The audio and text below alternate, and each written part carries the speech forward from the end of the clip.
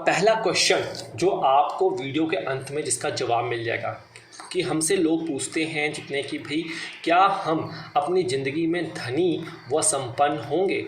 धनी व संपन्न इन दोनों में अंतर है। संपन्नता का मतलब क्या है कि आपके पास सारी की सारी मूलभूत आवश्यकताएं आपके पास पड़ी हुई हैं सामान्य तौर पर, ना ज़्यादा ना कम।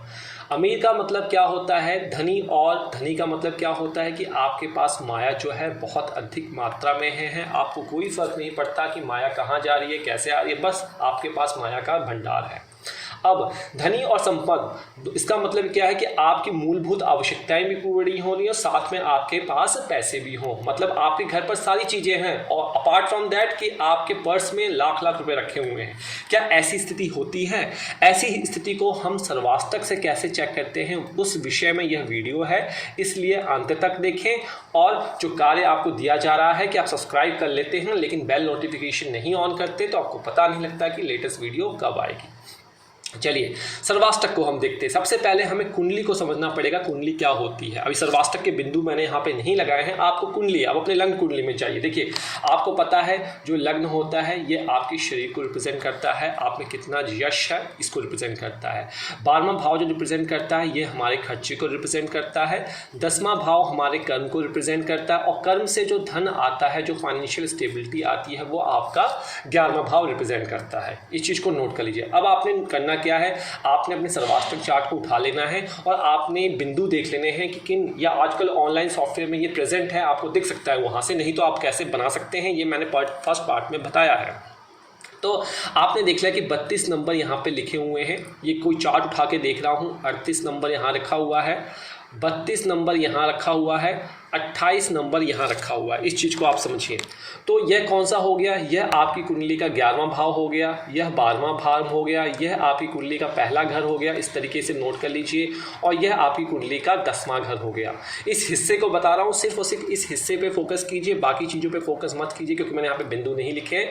आप कंसीडर कीजिए कि सब में बिंदु लिखे हुए हैं और हम सिर्फ और सिर्फ यहाँ पे देख रहे हैं इन 4 घरों की क्या माया है, कैसे पता लगेगा कि आपके पास धन भी होगा और संपन्नता भी होगी। तो रूल नंबर है उसको आप नोट कर लीजिए। अगर आपके, मैं यहाँ पे 11वां लिख देता हूँ इस तरीके से, अगर आपके 11वें घर में 10वें घर से ज़्यादा बिंदु है, तो अभी यहाँ पे क्या हो रहा है, यहाँ पे हो रहा है कि 11वें घर में 10वें घर से कम बिंदु है, तो मतलब इस इंसान को मेहनत बहुत ज़्यादा करनी पड़ेगी। लेकिन अगर आपके चार्ट में 11वें घर में 10 से ज़्यादा बिंदु हैं, मान लीजिए यहाँ पे 32 की जगह 40 आ जाए, 32 की जगह 40 आ जाए, तो इसका मतलब ये है कि आपको कर्म करना पड़ेगा, लेकिन कम करना पड़ेगा और उसकी तुलना में जो प्रॉफिट होगा वह आपको ज़्यादा होने वाला है। एक केस तो ये हो गया, लेकिन अभी ये श्योरिटी नहीं है कि आप धनी और संपन्न हो जाएंगे। साथ ही साथ आपको और देखना है क्योंकि भाई पैसा आएगा तो खर्चा भी होगा। अगर 12वां भाव जो है आपका, 12वें भाव को आ जाइए। 12वें भाव में अगर 12वें में कम वैल्यू हो 11वें से, इसका मतलब लेस देन। अगर 12वें घर में कम वैल्यू हो किससे, 11वें घर से। अब देखिए यहाँ पे 11वें घर में कितना है, 40 है, और 12वें घर में कितना आ रहा है हमारे यहाँ पे 28 के करीब आ रहा है। तो 40 की जो वैल्यू है वो ज़्यादा है 28 से। तो यह केस स्टार्ट पर लगेगा भाई पैसा आपके पास है और खर्चा आप कम करेंगे। लेकिन लग्न में ये चीज़ याद रखिए, और लग्न जो है इसमें, लग्न में आपका, इसको यहाँ पे नोट कर लिए, लग्न के जो पहला घर है उसमें जो बिंदु हो वह आपके व्यय वाले घर से ज़्यादा हो, यानी कि 12वें घर से पहले घर में जो बिंदु हो वो ज़्यादा हो। यह केस बताता है कि जो जातक होगा वो धनी बनेगा और संपन्न बनेगा। सिंपल सा रूल है ये, इसमें कंफ्यूज होने की जरूरत नहीं है। कब बनेगा वो मैं आगे बता रहा हूँ, ध्यान रखिए। तो एक बार रिपीट कर देता हूँ तो कि 12वें भाव में अगर यहाँ हम देखते हैं कि खर्च के 12वें घर में आय के घर यानी 11वें में कम बिंदु होने चाहिए। इस चीज़ को याद रखिए, मतलब कि सिंपल कि आपके 11वें घर में 10वें घर से ज़्यादा बिंदु होने चाहिए और 12वें घर से भी ज़्यादा बिंदु होने चाहिए, और आपके लग्न में 12वें घर से बिंदु ज़्यादा होना चाहिए। तो मतलब धनी और संपन्न आप होंगे।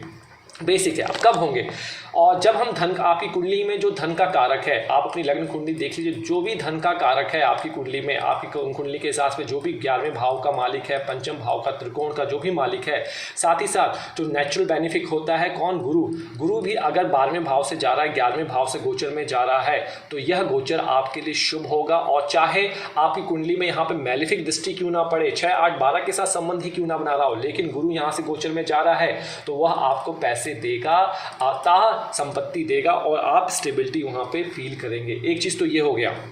उसके बाद दशा और अंतरदशा भी आपको देखना है, इसको भी कंफ्यूज नहीं करना है आपने दशा और अंतरदशा को। अगर आपके चार्ट में पहले घर की, 12वें घर की, 10वें घर की, 11वें घर की, इसको किसी भी सीरीज़ में ले लीजिए रैंडमली, किसी की 10वें, 11वें, 12वें, एक किसी की भी इनमें से दशा अंतरदशा चल रही हो और इन घरों में जो कंडीशन मैंने बताई है यह परिपूर्ण हो रही है, तो भाई आप समझिए कि आपकी आर्थिक संपन्नता उस टाइम में होगी, उस पीरियड में होगी। और अगर आप लोसो ग्रिड देख रहे हैं हमारी सीरीज में, तो लोसो ग्रिड में अगर आपके चार्ट में बन के आ रहा है क्या, ये प्लेन पूरा गोल्डन प्लेन पूरा कंप्लीट हो रहा है, तो ये आप पुष्टि कर देगा तीनों कंबाइंड सर्वाष्टक, लोसो ग्रिड और कुंडली से कि भाई हाँ, कि आप इस पीरियड में, इस दशा में, इस गोचर में जरूर बेनिफिट्स होंगे। सिंपल।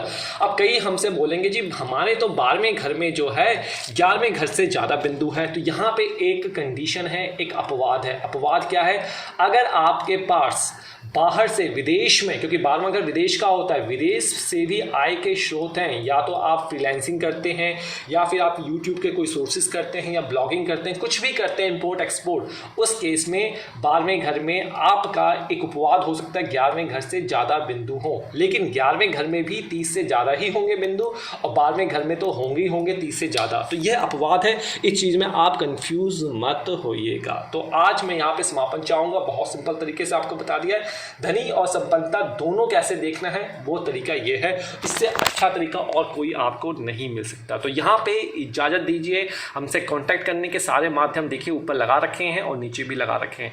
आप हमें अपना चार्ट इंस्टाग्राम पे शेयर कर सकते हैं, हम 60 दिन में कोशिश करेंगे कि आपको रिप्लाई करें, ना केवल फेसबुक, ट्विटर पर डिपेंड करता है कितनी क्यू है। तो तब तक के लिए नमस्कार।